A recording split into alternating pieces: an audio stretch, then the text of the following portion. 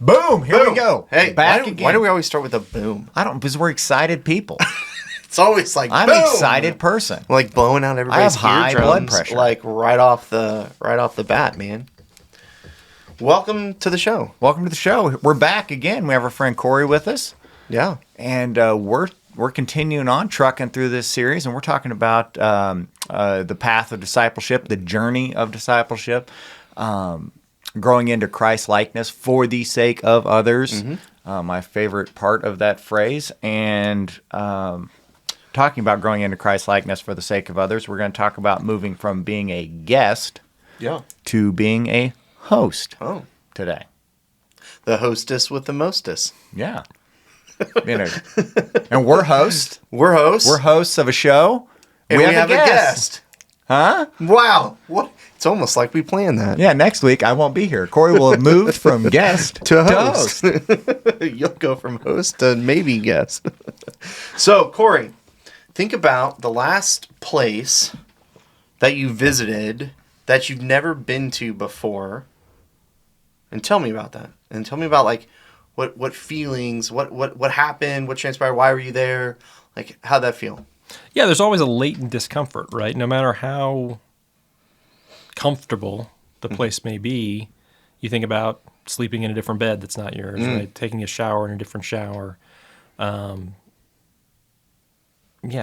your clothes either in a suitcase or, maybe in a dresser that's not yours. So there's just, everything is different. It's like if you go to the same grocery store, you go to Price Chopper here in Kearney every week to buy your groceries, and then you go to Price Chopper in Excelsior. Oh my goodness! Everything's in the wrong place. It's all different. Yeah, it's wrong. Like, I specifically make my list based on the pack. Absolutely. Right. Yep. So when you see my grocery list on the little steno pad sheet of paper, as things go in, they go in. It doesn't look like I'm making a list. It looks like I'm scattering words on a page.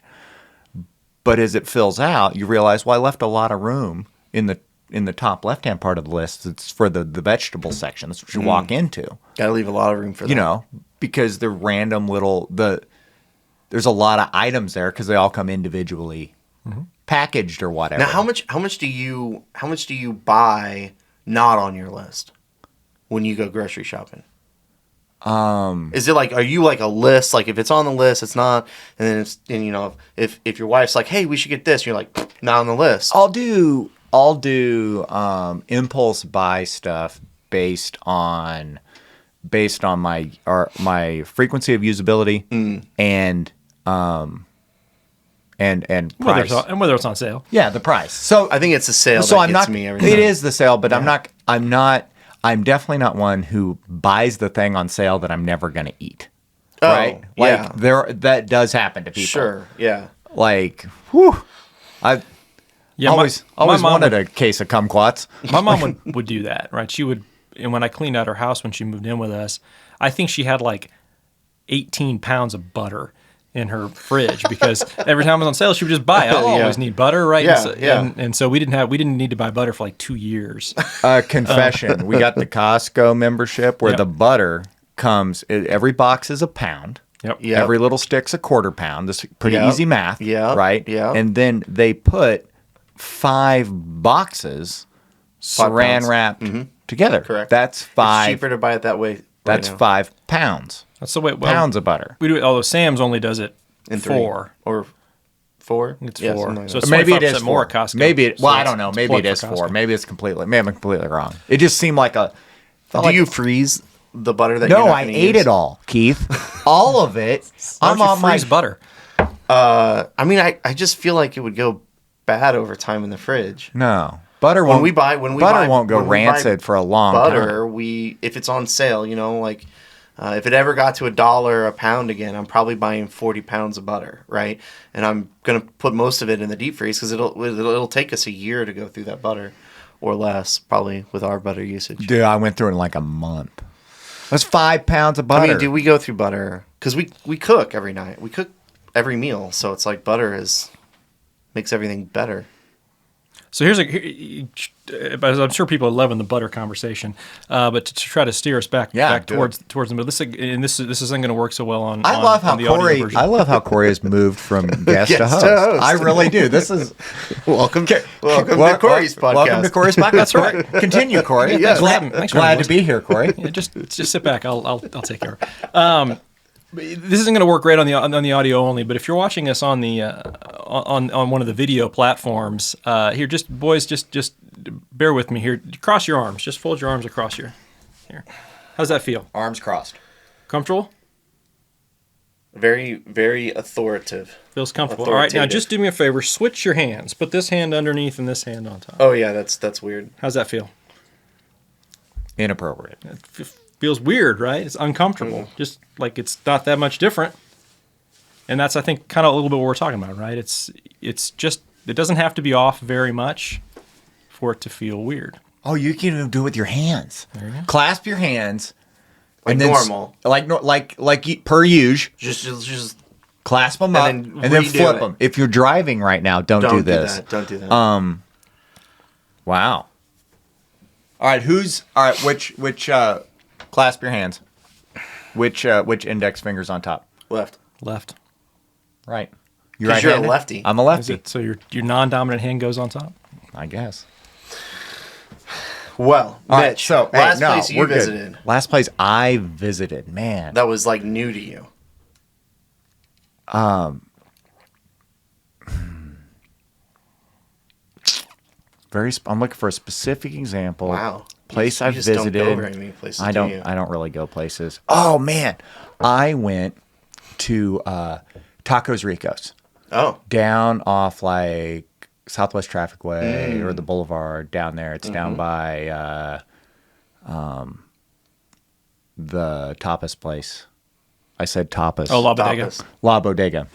Was it good? It was great. The taco place. Yeah, the taco place. I go down Not there. a sponsor. No, but they should Yeah, be. they should. We like tacos. Tacos con pastor. So anyways, you went down there. Okay, yeah. I go down there and I'm waiting on a friend. That was like a halfway point for us to meet. And he got off work early on a Friday. We're going to do like a late lunch. And we're going to meet at 1 o'clock. And I realized Tacos Ricos closes at 2 o'clock. Oh. Because they close from 2 to 4 for siesta. Right? And so then I'm waiting on him, and he's notoriously late. And I was like, okay, well, you guys are closing. We'll just go down the street. And they're like, no. They were just like overwhelmingly hospitable that they wanted us to, So like he comes in, like they've locked the door. Like by the time we left and they were done serving us tacos and we've overstayed our welcome, right? We had to, the lady had to come back, but she didn't rush us out. Like, we waited like an exceptionally long time for the check. I'm like, I've never been here before. Do I need to go up and pay? Oh, yeah, that's always the weird right? moment. Like, I don't know, but they got to be wanting us to leave. But they, like, didn't want to impose. And I went up and got she was like, oh, okay, yeah, if you're ready. I was like, well, I think you're ready. And we've eaten tacos. Like, we're good. We'll carry on our conversation somewhere else. Anyway, and then they had to actually come unlock the door from the inside with a key to let us out because they were closed. And that's great. Anyway, hospitality. Love it. So we'll transition a little bit. Hospitality, right? We're talking about really becoming from a guest to a host. Root word of hospitality. Is host or host. So, I mean, this should be apparent, right? But what is really the difference between a guest and a host, right? Like, I mean, it should be an apparent question, but Corey, like, give us a general, like, what's the difference between, what are we talking about? Guest, host. Yeah, hosts have obligations. Have responsibilities. And guests are generally served or their needs are maybe prioritized a little higher. Yeah, like a host is there to really make sure people are comfortable, whatever their needs are taken care of. Would you say they're doing it for the sake of others? Good. Interesting. you very could. Subtle. You could. So when you think, and I already know Mitch's answer to this, so I'm going to ask him. When you think about the roles of a guest and a host, which one best resonates with how you feel when you're here at church? Okay. Hot button. I love hosting. Yes, I know this about you. Took a spiritual gifts inventory years ago. Highest score possible for me. Scored it in hospitality. I am a hospitable person. So it doesn't take me very long in any situation to move from guest to host. I'd bust my own table at La Fuente if they let me. That's just, it doesn't takes nothing for me to transition from guest to host. I will make coffee in your house. For me. Yeah. When I don't drink coffee. Yeah. Okay. So anyway, guest to host, easy transition for me, but that's not lost on me. I know that's unique. But when you're talking in the context of Christianity, living into a Christ-like life, modeling yourself after Jesus, who washed his disciples' feet days before his crucifixion, modeling servanthood and exalting that, becoming humble is what makes him great, and trying to live into that. I don't understand how you can be a self-professing Christian and in the same instance have a me first attitude. Tell me more. So James and John, right? Sons of Thunder. Sons of Thunder. Which, if I was going to have I think that should be our Christian softball team. I think we should be the Sons of Thunder. I don't know. What if you have co-ed team? Co-ed. Oh, Offsprings of Thunder. There you go. The Offsprings of Thunder.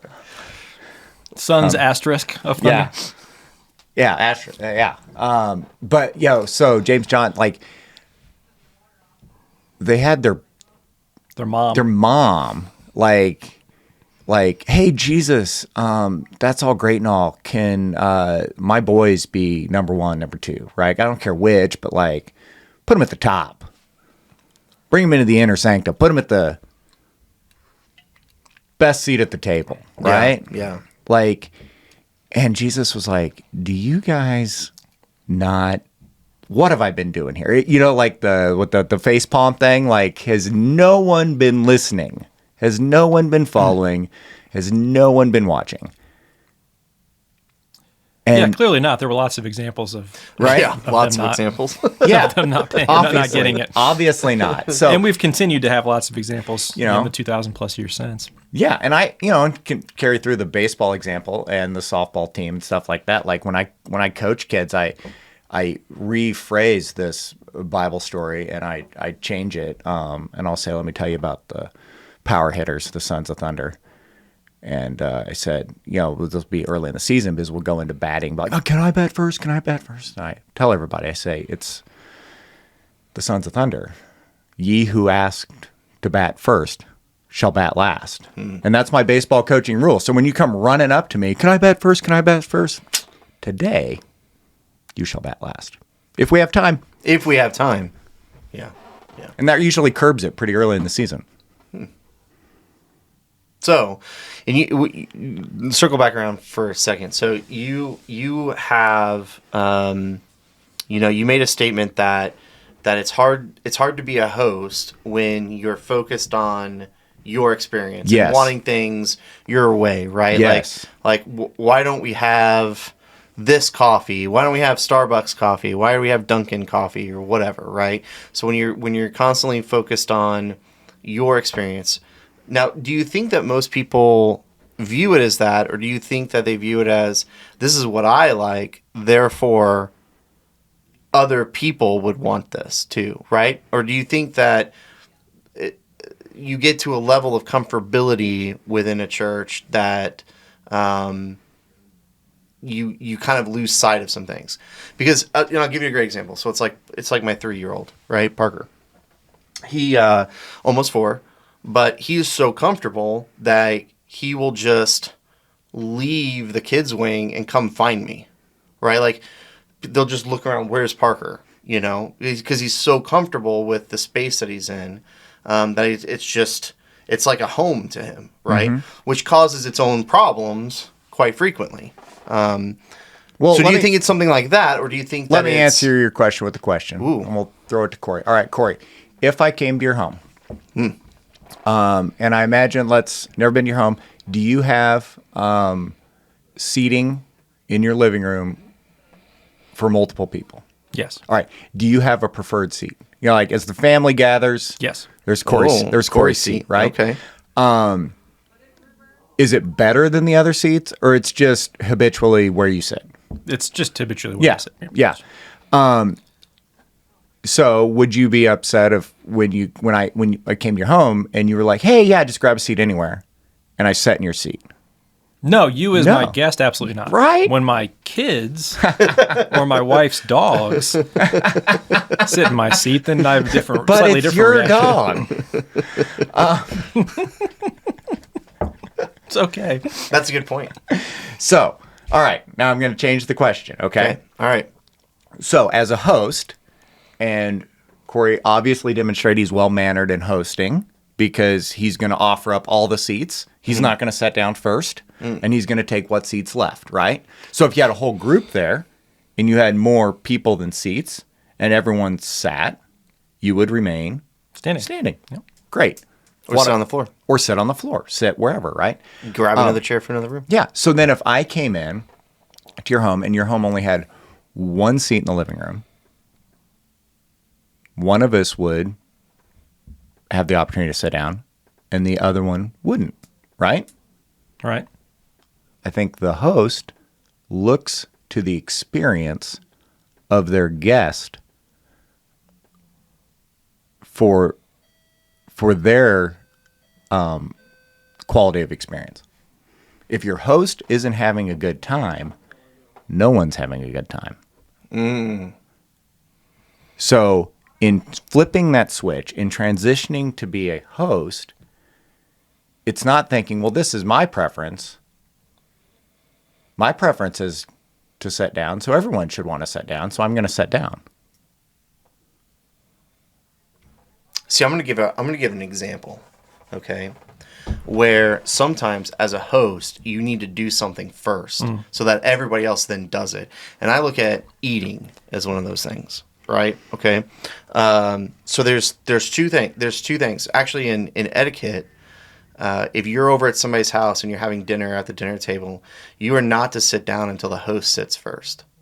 That's In what law. Victorian Etiquette law. In what Victorian sitcom are we watching here? Welcome to grandparents from the South that witnessed me doing things at the dinner table and sent me to etiquette school. So the host sits first. The host sits first. So what you would do is, as a guest, you would stand at your chair talking, until everything's ready and the host comes to the table and sits first. So that's number one. Number two. So I look at it eating as one of those things. I'm going to wholeheartedly disagree with your grandparents. I know that might be incendiary. There's some listeners right now that would disagree with you. I know, and I'll invite any of them So to have a discussion. That's as a a very guest. that's a very specific example of a time that a host, in proper etiquette, would do first. Now, second, I'll give you, in every communal adult with kids food situation, right? You got your food laid out. Who eats first? Who grabs their food first? We have two options. Well, I'm asking you, what's your go-to? My go-to is, and it's all based on. This isn't a difficult question. No, it is. It's an easy switch. Okay. This is what we do. So if I'm having a family gathering, You got 6 families over. Everybody's got kids. They're running got a around family like crazy. birthday party happening this weekend, right? Great. Perfect example. Well, that's a bad example because it's a birthday party. So But just say we just got together for the 4th of July. Super Bowl, Super right? Bowl. And we're There you here. go. And the kids, well, they're not interested in the game. And boom, they're off playing their own Super Bowl on Madden. And we're standing around and, oh, look, there's 12 adults standing here and a tons nice, of food. beautiful brisket Yeah. and a lovely bean dip and no children around. Yep. Pray over the food, line up, enjoy a nice meal. The savages will come along and clean up the scraps. Sure.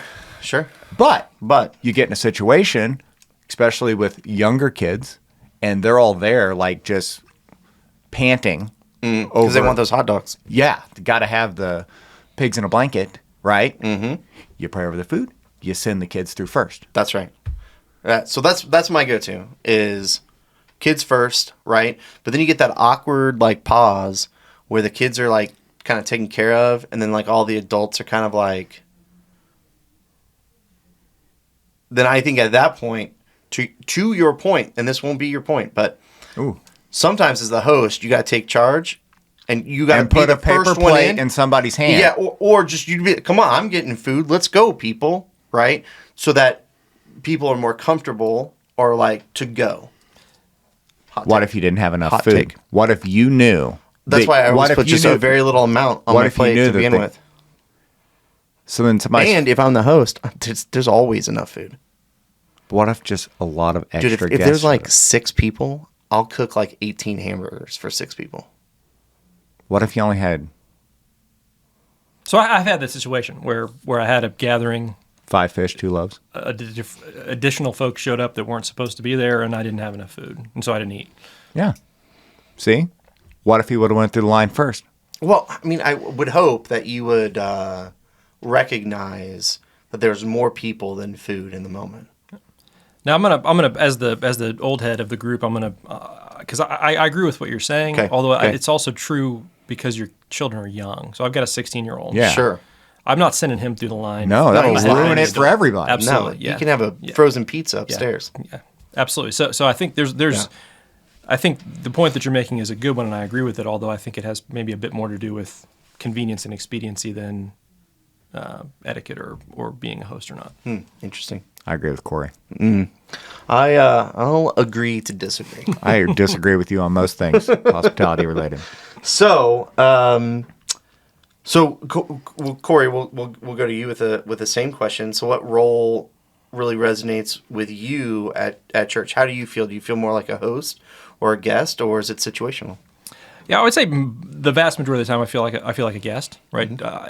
As a member of the congregation, I come to church to be filled up spiritually, primarily and to worship, and so I'm here for an experience and for that experience.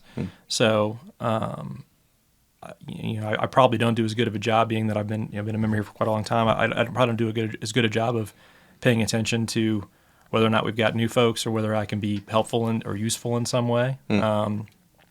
Even little things, right? Now I generally am walking in kind of as the video is playing, so I don't, I have a place where I like to sit, but if somebody's there, I don't get too bent out of shape about it. Yeah. But there are folks that probably do. Yeah. And that's understandable when you go back to the, how do you fold your hands? But to just circle back to answering the question, yeah, I mean, I personally generally feel more like a guest. But what if you brought someone with you? What if you had out of town family? What if someone was visiting, staying with you? Maybe they're whatever, they're flying out of Kansas City or something, and they made an extra day. Out of town friends are stopping by, whatever, and then you're going to bring them to church. Do you switch into the host role? Sure. Do you own, like, this is your church, this is your family, you're in host mode then, right? Yeah, sure. Here's where the restrooms are. Here's where you can get the coffee, even though it's not Starbucks or Dunkin'. Yeah. Where do you want to sit? Introduce them to people. Yep. Introduce them to folks. Certainly. So there's an opportunity that you take to be a host. But usually there's a pre-existing relationship.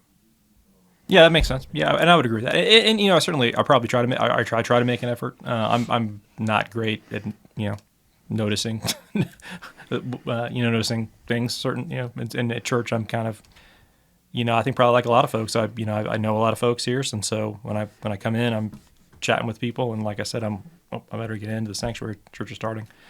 Yeah, and I think the hardest part is there's a transition in time. The hardest part whenever you recognize that what's a church becomes a home for you. It becomes your church home. So your local church has become your church home. So now the folks there who are there all the time become your church family. Mm-hmm. So now they're these family who are family and friends, and you see them on a consistent basis that happens to be Sunday morning.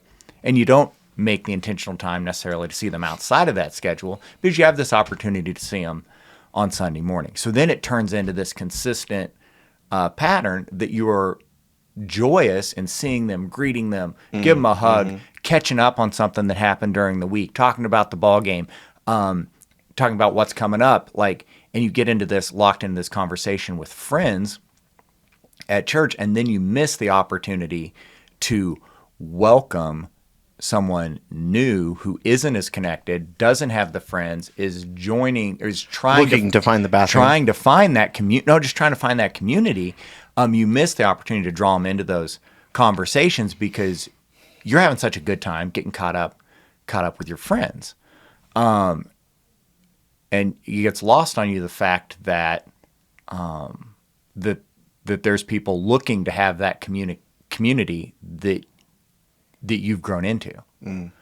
Well, I think it's twofold too. I think it's that, but I also think that it's you sometimes miss the opportunity to identify if there may be somebody else that's there that comes every week and is a part of the church family, but isn't engaging in people because they got something on their mind, and so they're not engaging. So you're not really engaging with them, but maybe they want somebody to talk to about the situation, right? So they're just kind of being quiet. They just go in, they sit down. That's uncharacteristic of them, and by not having the host mentality as you would have, you would notice that kind of thing. We got to keep your head on a swivel, right? Yeah. If you think of it like a dinner party, if you're hosting a dinner party, or to back it up and I don't know your Southern etiquette. I can tell you which way the forks go. Yeah, 5 o'clock when you're done. But have you ever been to one of those restaurants where, when I lived in Colorado, there was this, I can't think of the name of it, but I don't know. It was a restaurant that you couldn't get to the bottom of your water glass. So we had this game we would play that you couldn't do it all in one take. Like you couldn't just grab you. So you couldn't just slam the water. You had to drink it in two parts. Okay, so the glass had to touch the table before you could finish it. But the game was to try to finish your water glass because they had a guy who was so good, and I think it was just one guy. He was that good though. You drink, your water gets more than 3/4 full. He's topping you off. It's like the crumb guy. Like the crumb guy. You ever go to a restaurant where they got the crumb guy? Yeah. And you're just kind of like one little crumb, and it's right. You can wait for 2 or 3. Man, can you imagine being the crumb guy whenever the baker guy overbakes the bread a little bit, so it's and just the shower of crumbs go everywhere, and the crumb guy's like, oh man. Calls out that day. Arthritis is my day to be the crumb guy, and So that's the head on a swivel. Noticing members of the it's like I think sometimes people have this experience when new people, and you could be a lifelong Christian, you could have moved to a new town, you could be new to Christianity, you could be new to the concept of faith, but if you're gonna try it out, you're gonna dip your toe in it, you're gonna walk into a church. I think almost worse than a place being just completely flat where no one's talking to anybody, just squared away, ritualistic, nobody's talking, everybody's quiet, facing forward, squared away, right? I think almost worse than that is a place where everybody's having a great time and you feel like you just showed up to somebody else's family reunion. And you walk in and somebody's like, hey, and you're like, why is somebody pointing at me? And you realize, no, they were hollering at the person who walked in behind you, right? Like walking in and feeling like you walked into someone else's family reunion or someone else's class reunion that instantly you're going to feel like, I don't belong here. Why did I come here? I'm not included. Yeah, I want to make the point that I think there's two folds. I think when we have this conversation, you immediately start thinking about the new people that are walking into the church, right? But I want to make a point that there are times where as an existing person that everybody knows, that they could use a little hosting done to them, right? And you know what I mean? Like you're having a bad week, bad month, just got laid off, whatever. The millions of problems that people can have can be piling up on somebody, and maybe they're used to being the host in the service, coming in, talking to people, and missing that opportunity to see somebody that's being uncharacteristic of themselves and becoming that host for that person in that moment, right? And I think that's critical, because I think that's going to be rare though, because once you've hate to interject, do you think that's rare? I think once you've grown into the role of a host, you do it so joyfully, obediently, that it is the life-giving part of your experience. Corey, you host things. I do. Yep. Do the things you host, are they more enjoyable with the people you're hosting? Or could you have had just as much fun without those people being there? No, I totally agree with your point. I think I'm much like you in that the work and trouble and toil that all goes into hosting a quality event, it's exhausting in a good way. Absolutely. Yep, absolutely. And it's worth it. 10 like a runner's high. Yep, 10 out of 10 times. I will say that that's true for people like you and I. I think I'm very much like you in that I love to host. Like I love to have people at the house. I love to be around folks, and I'm happy to put in work beforehand and afterwards to make that happen. Potentially somebody like your wife. Oh yeah, no. That would exhaust her. Yeah. I would think. Oh yeah. And so, not that she's not willing to do it, and not that she's not. That doesn't mean that she's not a nice person. But I think there's an element of if you think about like the love languages or what gives you energy. And there are folks that comes very naturally to, and they like it, and it energizes them. And there are folks that it does the exact opposite. It drains their energy, and it's much more difficult for them. But to your point, I mean, I think Keith, that's an it's an interesting point in that there are folks that aren't necessarily new that need to be hosted. Although I wonder, even as somebody who tries to be hostful, to maybe make up a word. Identifying that is seems like a bit of a trick. Well, I think again it goes probably back to your strengths, right, than anything else. And I think for somebody like Mitch, it's probably pretty easy for him to the empathy side with this one. side. Me, it's much more difficult because I have all the thinking, talent themes, so I'm more of a less empathetic kind of person. But anyway, I think he just said he's just more cerebral than you and I. Yes. Yeah, he did. He's always thinking about says stuff. Says it regularly. Well, hey, the sands of time have ended, and to be a good host, there's a great little hosting nugget for you. Always set an end time to the party. Then people feel like they have the permission to leave. So, sands of time have ended. Thank you for joining us. More on our journey into discipleship next week. No, that's it. Oh, that was it.